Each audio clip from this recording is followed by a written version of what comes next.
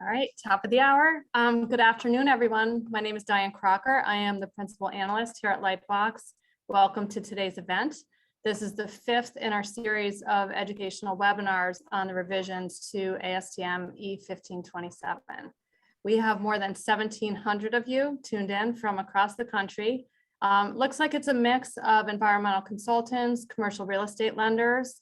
We have a handful of folks from credit unions, federal, state, and local government agencies. And if this is your first webinar with LightBox, welcome. We appreciate all of you being here for today's event. The ASTM E1527-21 Phase 1 standard was published last November. And you might remember it came out, during the traditional fourth quarter hustle and the holiday season. So we thought this was a good time to kind of touch base and tap into analysts from the lending side as well as from the ASTM trainer side to talk about some implementation issues as the industry transitions over to the new standard practice. So we've been having some pretty terrific and spirited planning sessions, and we're geared up to host an in-depth moderated discussion here around some topics like, to what extent is the new standard being recognized? Are report formats changing? And if so, what segments? How are EPs responding and changing their processes and procedures? And what are they doing to prepare their teams? And what are lenders doing to prepare their teams? So before I introduce our panelists, let me just share a few logistics. As part of our ongoing educational efforts, we're beefing up the ASTM Resource Center on the Lightbox page. So you'll see a screenshot of that shortly. We'll be sharing links to that as well as links to the ASTM training site because we're getting a lot of questions on that. So you will also be getting a replay. So you'll have that to share with your colleagues after this event.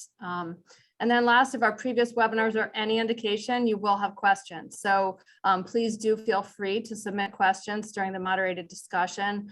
Just make sure that you're using the questions window and not the chat feature for questions for me to pose to the panelists after the moderated discussion. I can monitor window at a time. So use the questions one, there's a better chance that I'll see it and we'll be able to address it to the panelists. And now for today's speaker. My colleague, Alan Doney, here at Box will be moderating the discussion as he has in the past.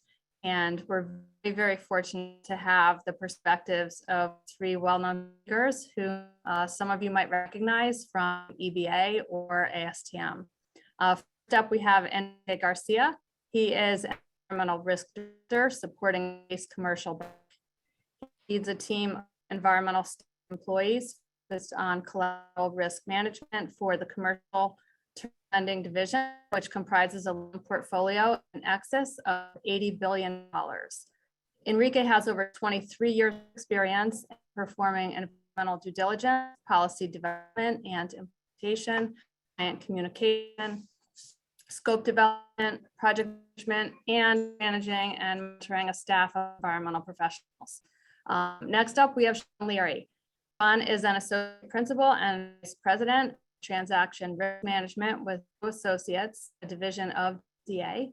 He is an environmental professional with 25 years of environmental due diligence and remediation consulting experience.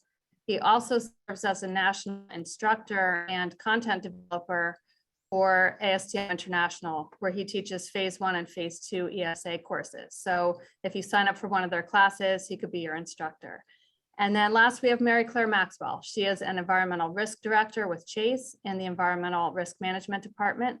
She joined Chase in April 2001 after a career in the environmental consulting industry and is the environmental risk director for the Chicago-based ERM team. In recent years, the team has expanded their reach to touch international transactions, reputational risk exposure, and equity transactions. So they've all got great insights to share with you. So with that, I will turn it over to Alan to get us started. Alan? Thanks, Diane. We might be having some audio problems, so maybe we can look into that a little bit but the show must go on. So okay. Let's plow ahead and see what happens. But thanks, everybody. Good afternoon, and thanks for joining us today. As Diane said, we appreciate very much the tremendous response to this, our fifth in our series. Hello, panel. Hi, Mary Claire. Can we hear you? Let's do a sound test. Can you hear You're me? good. All right. So we're in business. Look, everybody, this is super exciting. In our previous webinars, we discussed the key revisions to E1527 with a variety of environmental professionals, task group leadership, and the EPA. And if you missed those sessions, like Diane said, we will post a link to our resource page at the end of this event so you can catch up. It's been a few months now since the revisions have been published.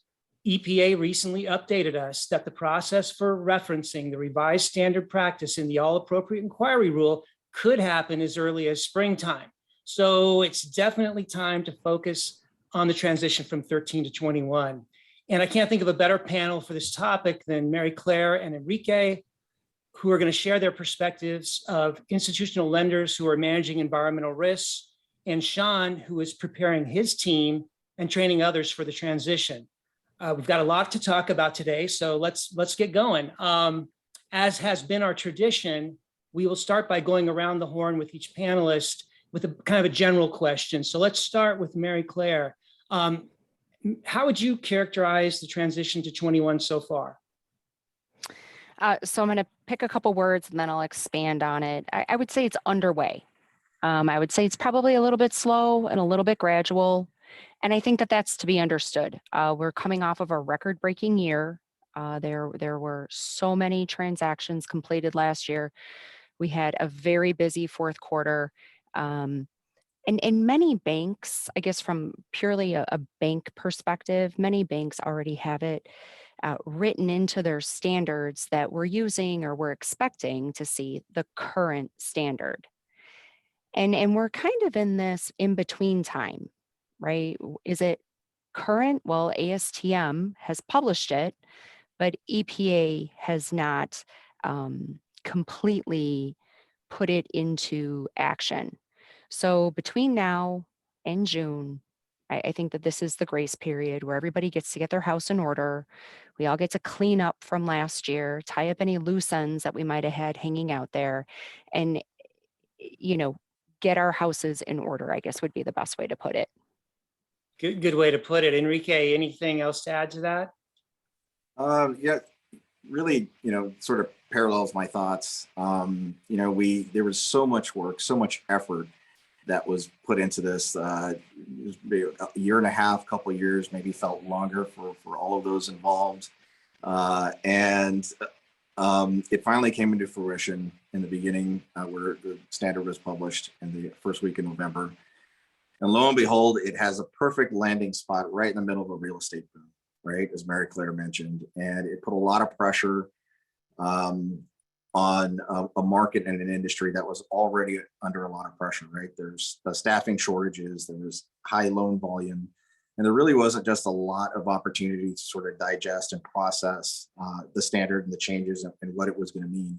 But it certainly created a lot of conversation externally, internally within each of our organizations, where, I don't know that I'd be shocked to know if there's really very many reports that even referenced the new standard between now and the end of the year. But, as we know, there have probably been some consultants that have now made some modifications and some tweaks and at least referencing the standard as of this year. However, we're week 6 of the year. So it takes 3 to 4 weeks to complete reports. We haven't seen too many reports that have been referencing the standard, just generally speaking. But as Mary Claire stated, I think if you have clients and you're referencing their scope of work, you're likely to see that comment that says to complete in general conformance with the current standard.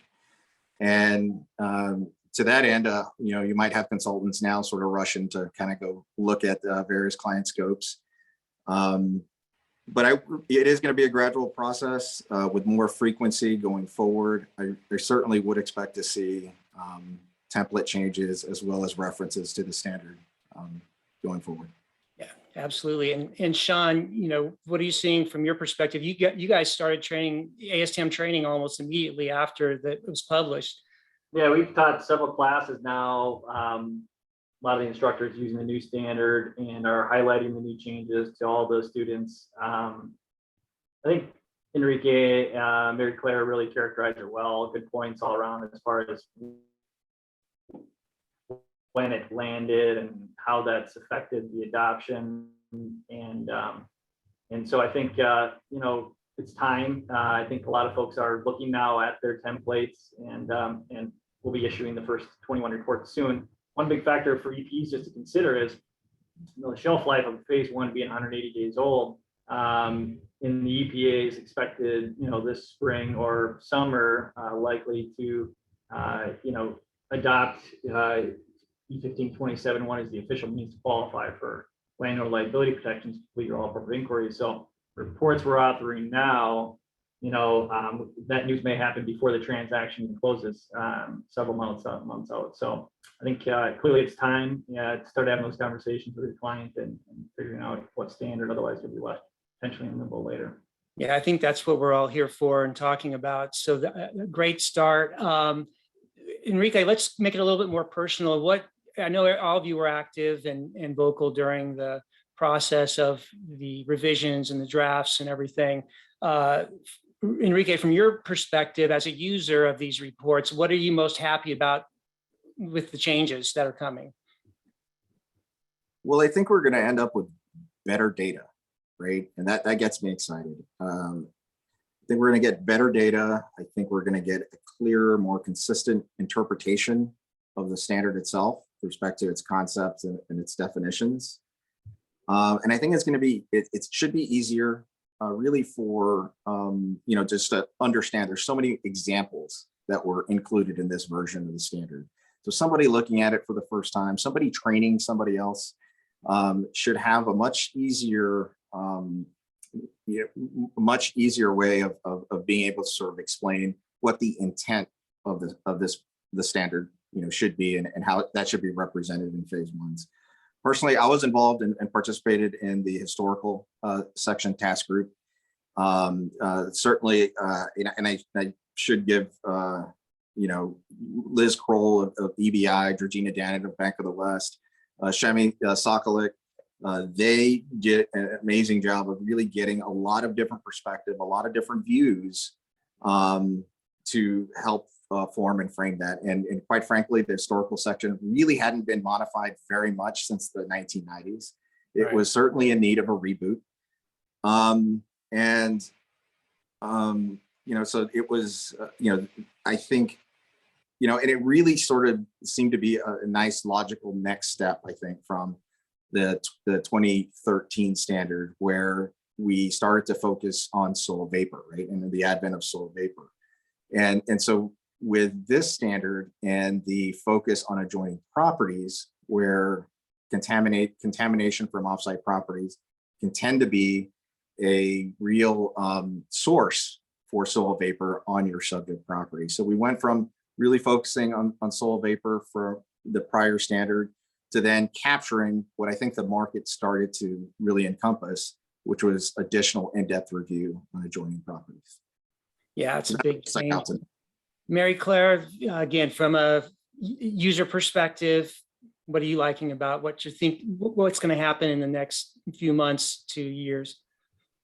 Yeah, right. So I think continuing the theme that Enrique talked about, the increase in data, the better quality of data, I think is going to be a good thing, right? Each standard especially from 2013 to this standard, I think that we see a renewed call to remove the blinders. I remember back in 2013, that was my big takeaway from that standard: remove the blinders. This is not a checklist process. This has to be an integrative process. People need to connect the different sections to one another, and to borrow a line from a colleague, you know, pull that thread through the report. These are not unique sections that are written independent and in isolation of one another. They are truly interconnected. And I do think that the new version of the standard begs people to see that interconnectedness between the sections. I think the clarity around HREC, CREC, and REC definitions and the flow chart are huge wins. And I'm really hopeful that we'll see increased correct application of those terms because they are important. I think that the defining of the site and really putting those site boundaries and requiring site boundaries on historical documents or historical diagrams and current diagrams is key. When we were prepping for this, I threw out the idea that, you know, I worked for a very low tech shop right out of college, and we had an X-Acto knife and red tape, and we would use the label maker to make our figures with the red tape. But it created a discipline. Like, you know, they talk about how writing should never be replaced by keyboard typing. I think the same thing when you're coming to understanding a diagram and reading a diagram and understanding your adjacent properties. There's nothing like putting that red tape down north, south, east, and west to really focus you and slow you down to identify the site boundaries, key features, and the adjoining properties. And so I'm hoping that while we're not going to necessarily go back to red tape, that this standard will encourage us to slow down and really put some emphasis on clearly defining the site and using that to anchor the discussion of the site and the adjoining properties. I think adjoining property research in the historical section is also a win. I know that there's a lot of people lamenting it. I know that there is a pain associated with it. However, I just got off a call with Sidley and they were talking about past, present, and future of Superfund case law. And, you know, if you want to be able to appropriately assert a defense, you have to have good adjoining property historical research. And so the standard is sort of meeting even the case law where the case law is right now. The last thing I would say, and this kind of goes as a kudos to Elizabeth Kroll, Enrique, and the whole team that worked on the historical section, I thought reading through the distinction between historical sources and resources was really bright. So well done. Absolutely. There's so many changes like that really, I think, raise the bar for everybody, and kudos to the entire team. We've said that before and we'll keep saying it. Okay, Sean, let's kind of move in another direction. We've already heard a lot about phase one ESA reports and deliverables. I know that we don't have a whole section devoted to that topic today, but maybe you could kind of let us know what the message is, the key issues are relating to report formats and reporting in general that you try to get across to the people that you're training.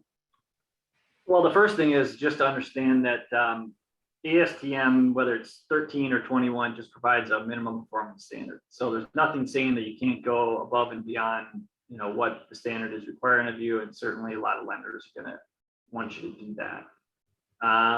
But some key things, you know, we talked about the new definitions, the changes to definitions that are affecting templates, new definitions, significant data gap. We have sort of de facto definitions of likely coming in. I think is a huge change for environmental professionals. You know, we had this word likely in the definition of the recognized environmental condition, and we don't have a definition, but we have a footnote, and it tells us that, you know, what likely is. And this is really a great response to that difficult client who says, well, you don't know, you can't see it, you can't prove it, you're speculating. Well, clearly the standard is asking us to speculate based on our experience, what is likely. So, you know, highlighting these things as far as in your template, they're great useful tools for the EP to, you know, provide a defensible opinion. The flowchart does that too, to try to get us on the same page. You know, the observation section of the report, sections 9.4.1 through 9.428 in the new standard, we must document these features, whether they're present or not on the property. So we can't just by omission of a discussion state that there's not a septic system. We need to clearly state that that's not the case. And that goes through for a number of features. So I expect that that'll affect some folks' templates. updated references, the critical components, the continued viability, the assessment, whether the historical or government or interviews, site reconnaissance have passed some critical threshold for date. So the changes are kind of everywhere in a way. But I think they were pretty accurately described by Enrique as tweaks rather than full overhauls.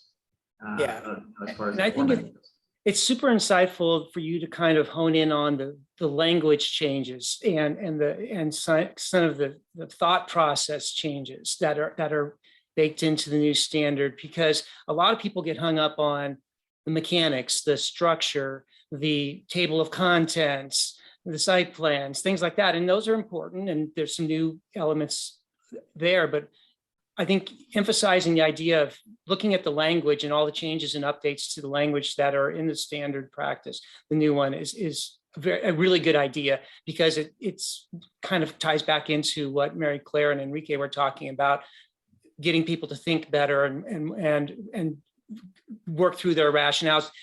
Mary Claire or Enrique, do you have anything to add to that on the reports? Yeah, so, generally speaking, in the banking industry, you're going to have a sophisticated scope of work that's going to be incorporated with reports that you're ordering. However, a lot of people may not realize that we rely quite a bit on provided reports, and we will use provided reports. And I don't know, it's exciting to me to know that a lot of these format changes discussed by Sean, which again, kind of dovetails back to better quality, more information. To have from an industry-wide perspective, have that type of change incorporated in future reports and with future reporting, it's going to make our job a lot easier.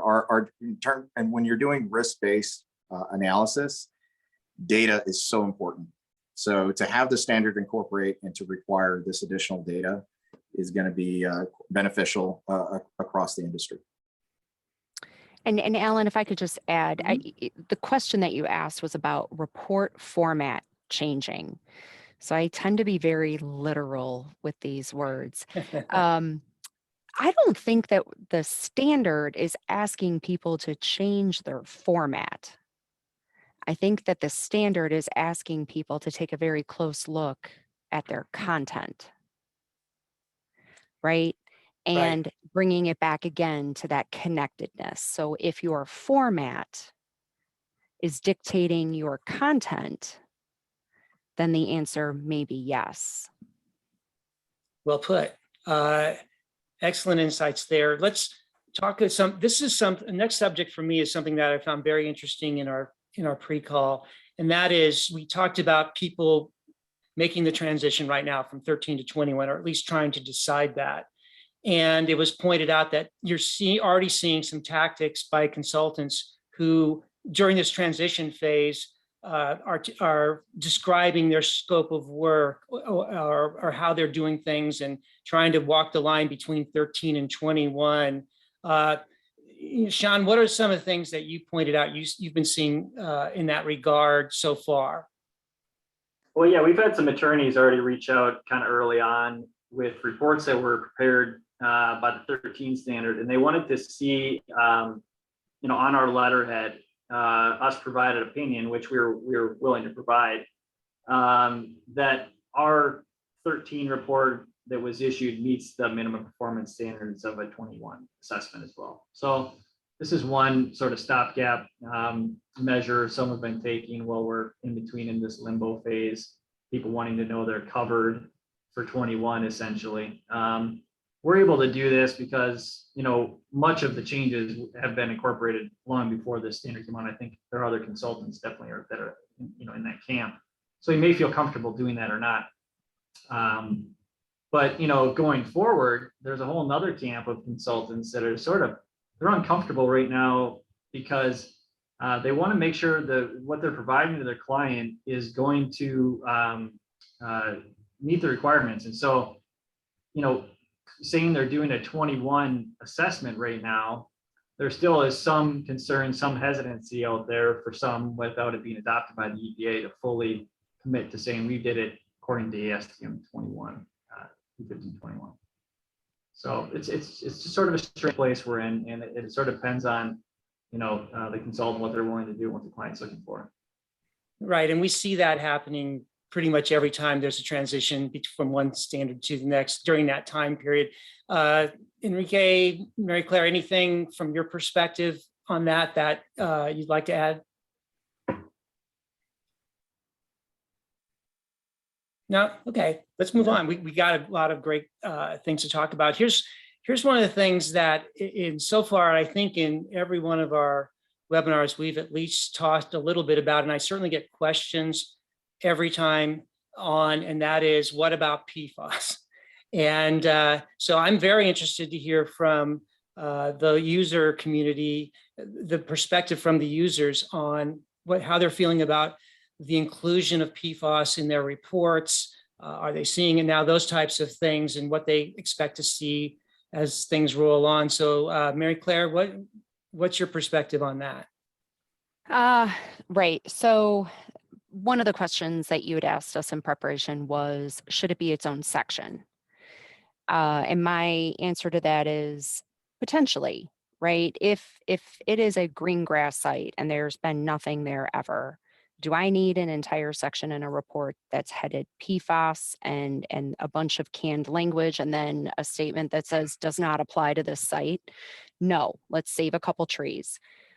However, if you have a manufacturing operation that currently or historically has produced fast food containers, if you have a facility that has had a fire that was addressed with foam, in those situations, we've had the reverse. They describe, the process. You know that there's a flag for potential for PFAS, and yet they don't connect the dot in the report, right? So for me, that's when there should be an acknowledgement that this current or historical activity or operation has a potential connection to PFAS. Gosh, we had one where they were manufacturing nonstick pans in the 50s and 60s.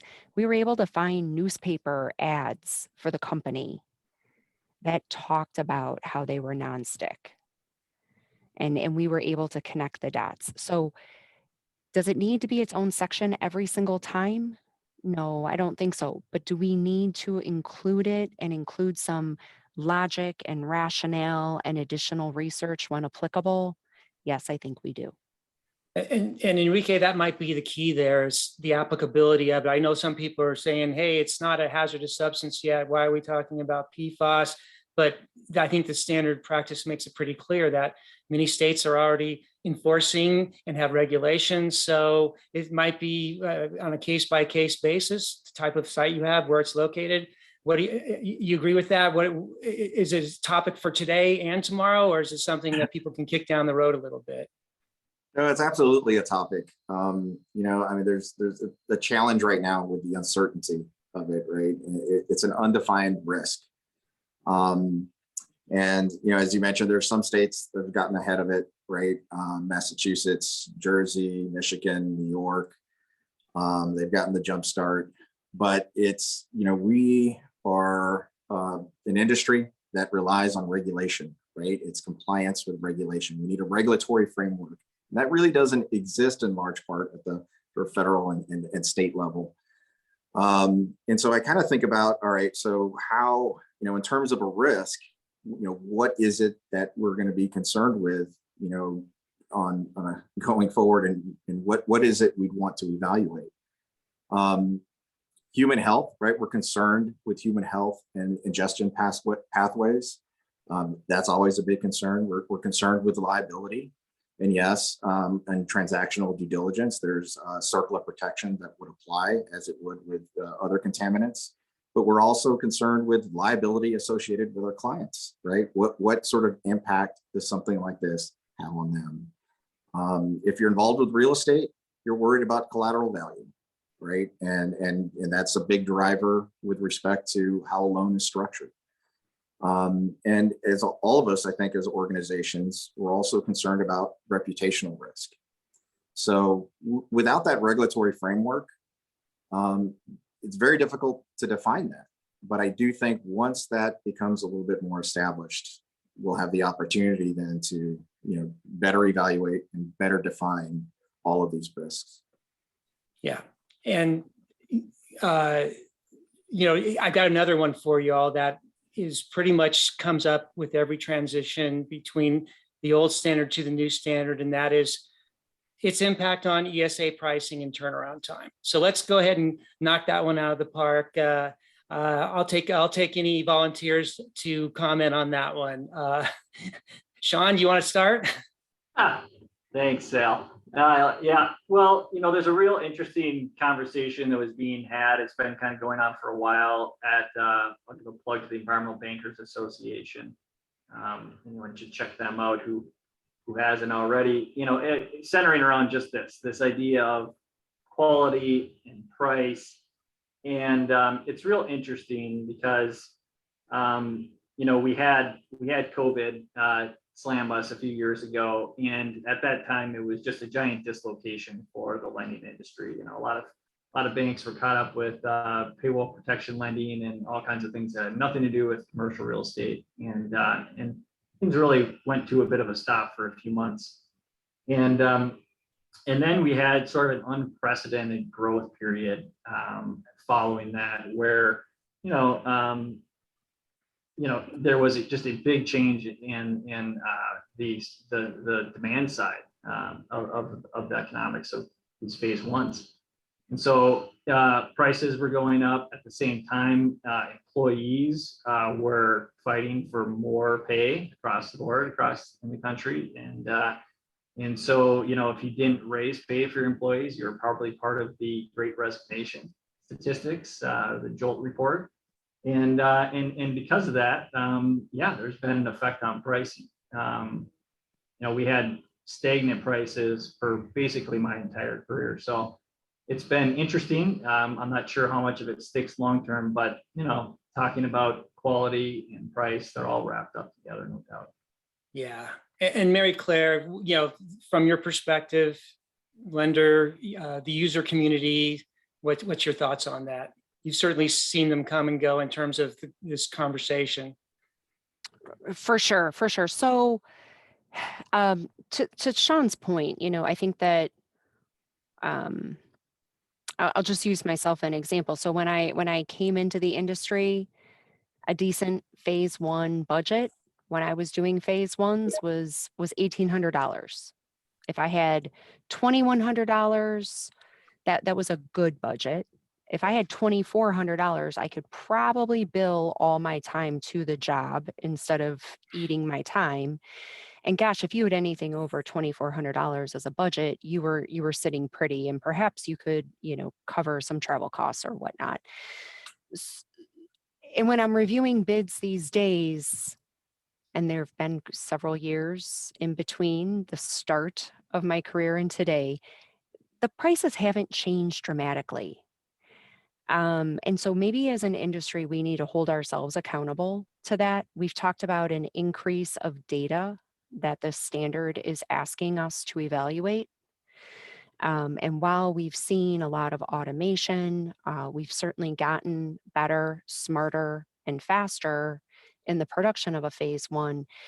I think that there could be a disconnect in where the industry prices themselves and in the amount of research and analysis the standard is asking for. In terms of time, gosh, we've seen time pressures, that make my head spin, right? Like, people need 10 days, 12 days, 14 days. That's a really compressed time frame. And during last year, when we were sort of caught with that unprecedented transactional volume, coupled with those staffing shortages, the entire due diligence industry, whether it be environmental or appraisal or other services that we all rely on for transactions, we all saw a slowdown in turn time. And I've seen things pick up. We've definitely seen bids come back with 3-week turns, which is sort of the standard. We've moved away from that 4, 5, 6-week turn, but I don't know that we're going back to 10-day turns on phase ones. I don't know. We'll see what happens. Enrique, what do you think? What are you seeing? Well, just my opinion, I think a good phase one does take some time. And I think once you incorporate some, you shorten that time, you really risk the quality. I mean, it's not just about the environmental professional relying on them. So they're relying on documents from agencies. You want them to include as much information within a phase one as possible. You don't want to compromise the data. You don't want to compromise the evaluation. And all of that is at risk when you ask for a shortened time frame. There's a lot of pricing pressures. Another thing to consider is that the changes to the standards are more rigorous, right, in terms of completing some of the sections. However, it is capturing what the market, right, and what was already being done. So market practices, and so with respect to the new standard, majority of phase ones, generally speaking, should have already been incorporating this, right, leading up to this standard. So that's another thing to consider. Now, if you're somebody out there who was completing every single phase one to the 13 standard, and now you're going to adjust and complete it to the 21 standard, then more time and more expense will likely be incorporated. Yeah. Well, look, we have time's flying and we have a lot of questions coming in. So I want to make sure we give some time for the questions and answer period, which will be in about 10 minutes. So why don't we do a quick kind of rapid fire on some of the topics that we talked about during the pre-call that I think are near and dear to our hearts. I know one of them was, Sean, we were talking about significant data gaps and the conversation surrounding that in the new standard practice. Do you want to hit on that for a few minutes? Yeah, this one, I have to give a shout out to David View, my mentor all these years. He has had he's made it a mission of his to make it impossible for an EP to try to conclude and report that there are no recognized environmental conditions and yet have data gaps that now would be, according to the new standard, identified as significant data gap. We didn't have that term all the while we're talking about it.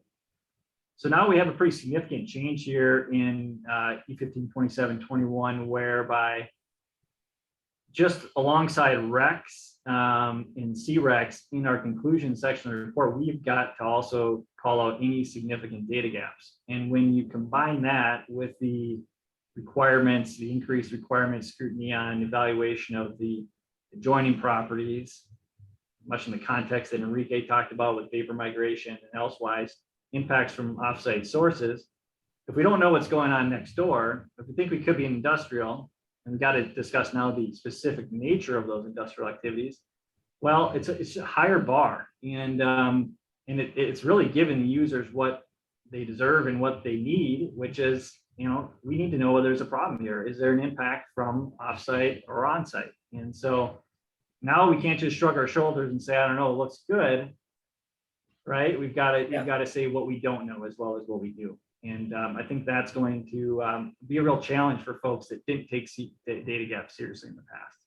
Yeah, and I think that's a thread that's common throughout the revised standard practices, documenting what you didn't find and what you don't know as much as what you did. So that'll be a change for some folks. Mary Claire, any kind of additional thoughts on that issue from the user perspective?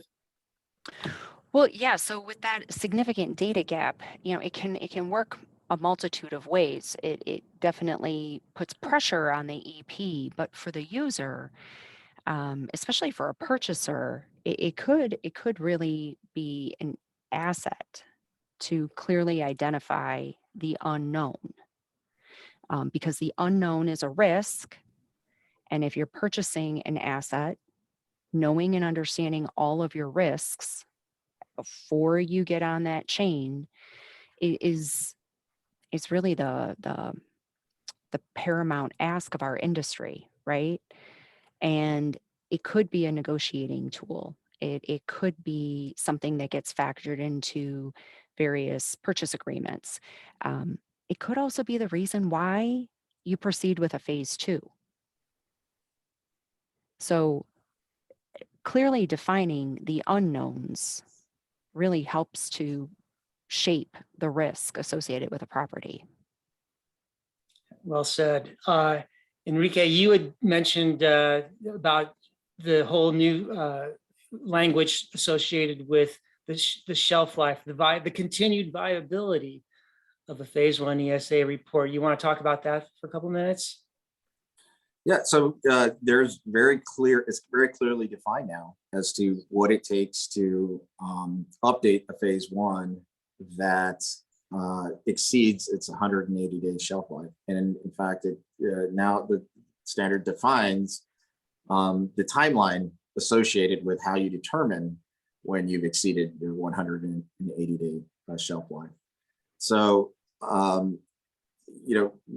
it's related, of course, to the date in which not just the date that's on the cover that says this is when the report was published, but when your site inspection, was completed, when you reviewed regulatory records, et cetera, et cetera.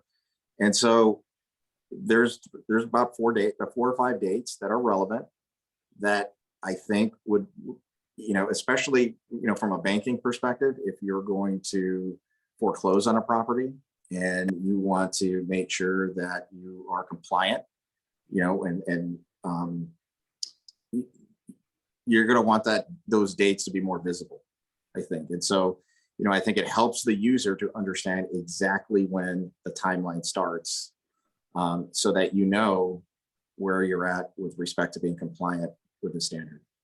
And what to do if you need to update, right, Mary Claire?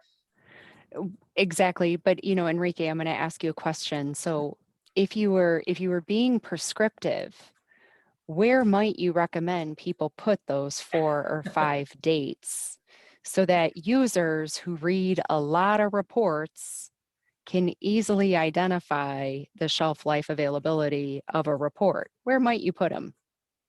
Partial to page 31. No, the cover. Yeah, I think right in the front. Make it very visible, make it easy, so that you understand where you are. Yeah, and I think that's good advice for the entire community, for users and producers, to just have those dates prominently displayed and understood for everybody's sake.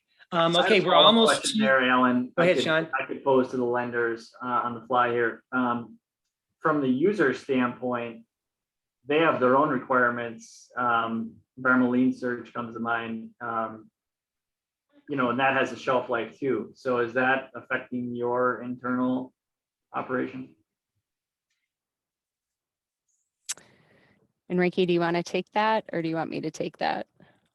For loan originations, and I guess there was the question on specific to title searches. Yes, title lien, right? The user responsibilities. Yeah, so there's a reliance on the bank to run lien searches, right? And so the bank has its own. Banks will generally have their own scope of work, and will, depending, there's some variability, but we'll rely on the loan process to include that. And so that may or may not be something that's part of a loan origination phase 1 scope of work. And so there's a little less reliance on the phase 1 to provide that type of data to the loan transaction.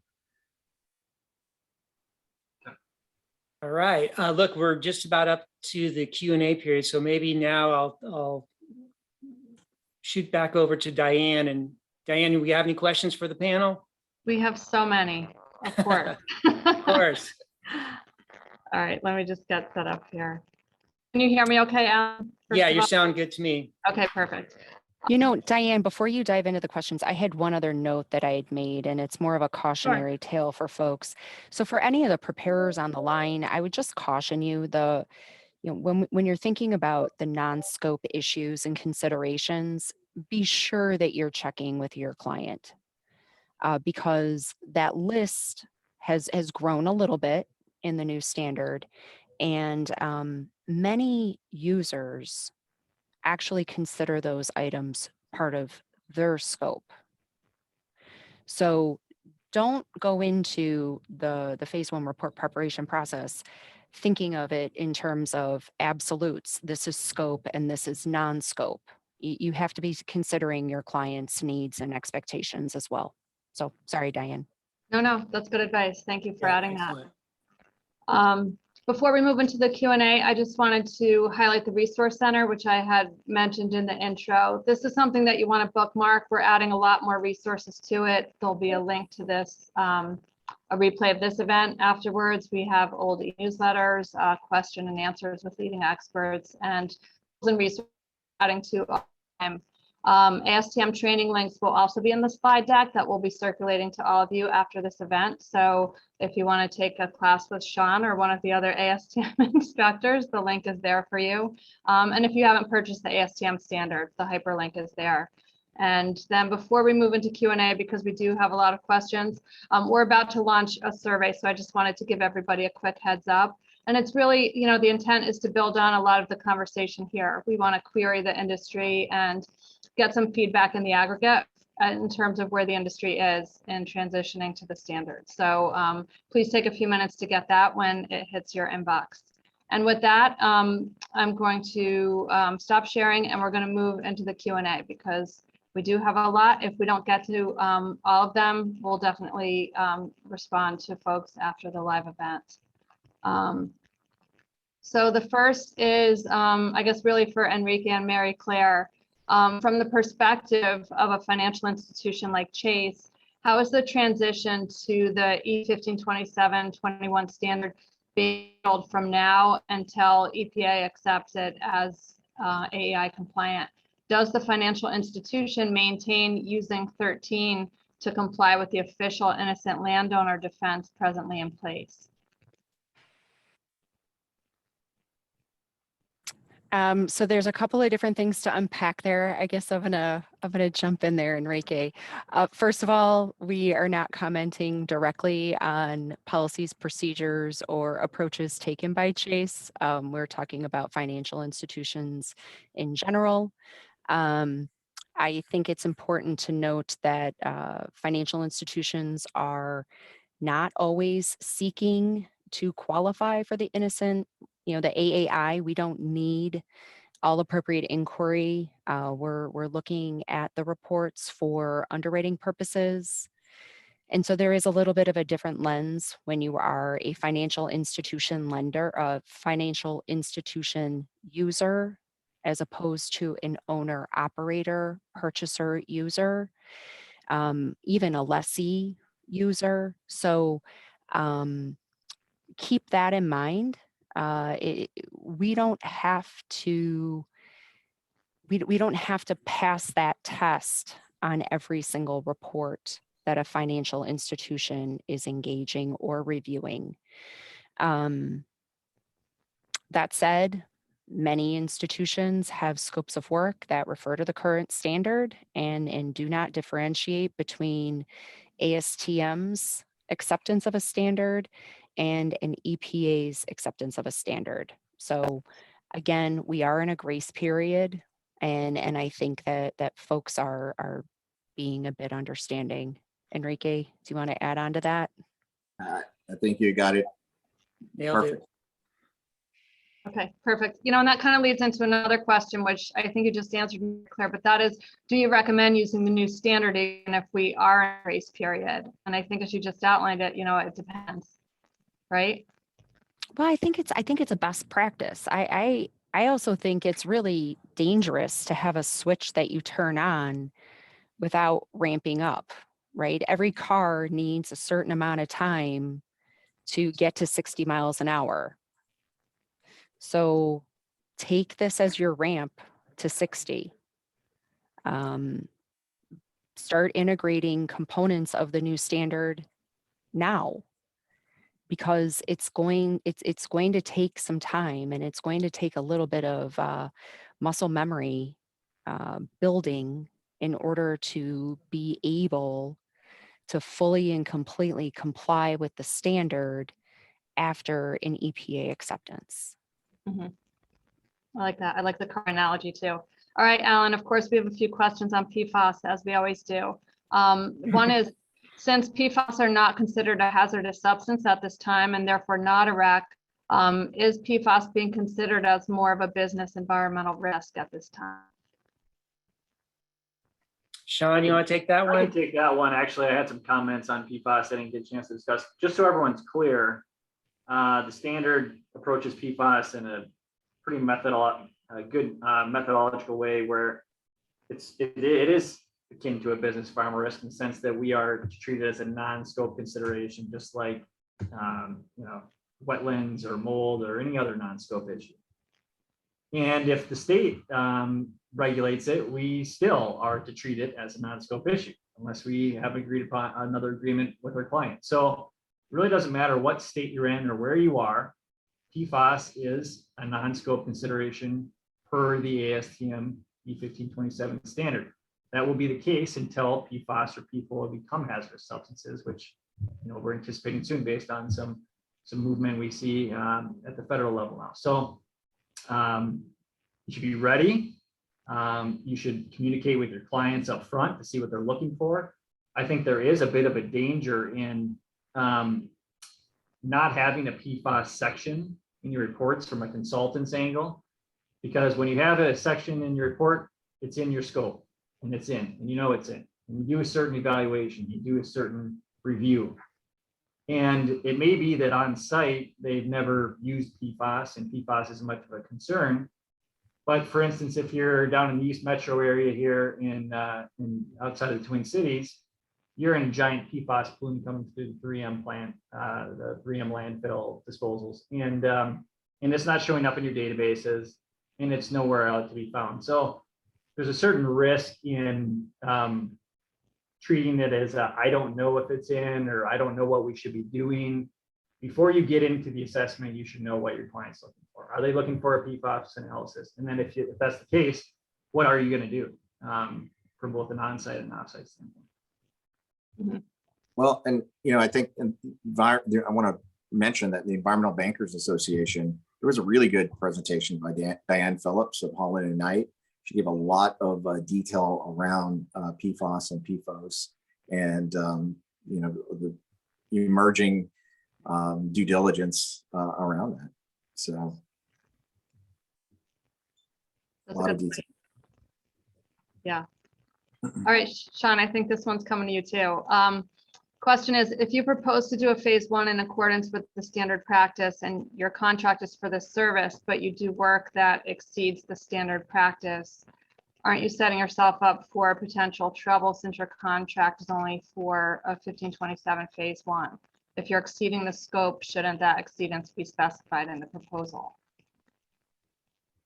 It's definitely a good best practice to have anything you're doing. If, like, for instance, if you're doing that PFAS analysis, if you're doing analysis for any of these non-scope issues, have that spelled out in the proposal, because you can get in as much trouble with your client or others for doing more than you should have done than less than. So yeah, it's a good point. Now, added value is added value, and I don't think any client complains about added value. So you're going to have to figure out where you stop. Got it. What is the start on this one? Is in terms of shelf life, what is the start of the 180-day shelf life? Is it the date of the inspection or the date of the interviews? Which of the four elements?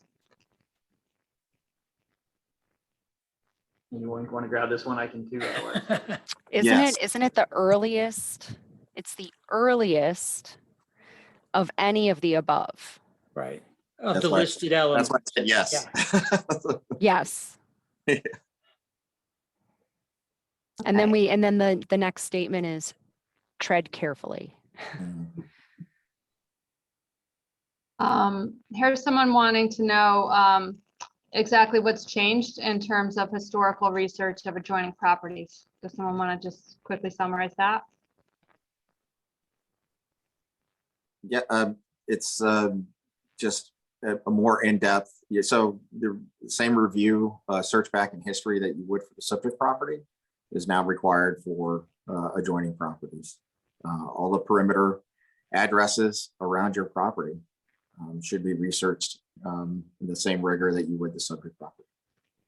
Right, at least for the big four and, the big four historical sources. And, that needs to be clear. If you choose not to do those things, then you need to, like we've talked about in this session, document the reason why. There might be good reasons why some of those things aren't available or aren't helpful, but they're looking for the standards, looking for clarity on that and intent to do the research. And Alan, just in case there's someone on the line who's unfamiliar with the big four, should we list them out? Yes. Who wants to do that? I'll do it. Historicals, topos, street directories, and Sanborn fire insurance maps. Big four.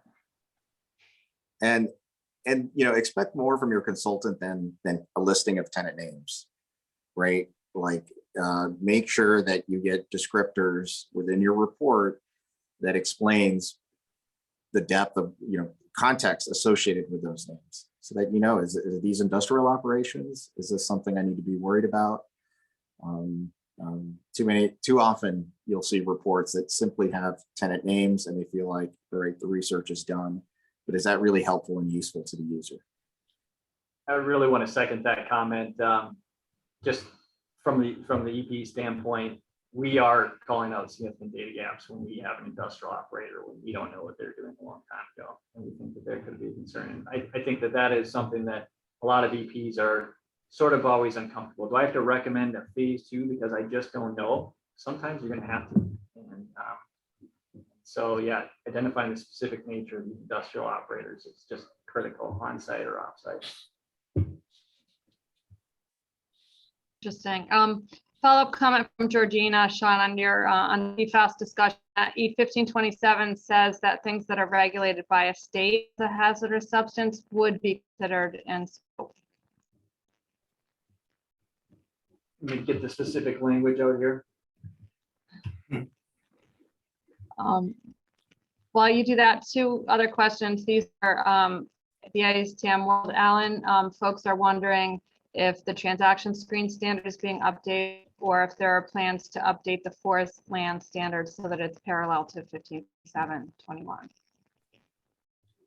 I think generally we see that happen once the new standard is published, there's at least an update on the language in those standards to make them consistent with E1527. So my understanding is those things are in progress and being worked on. Perfect.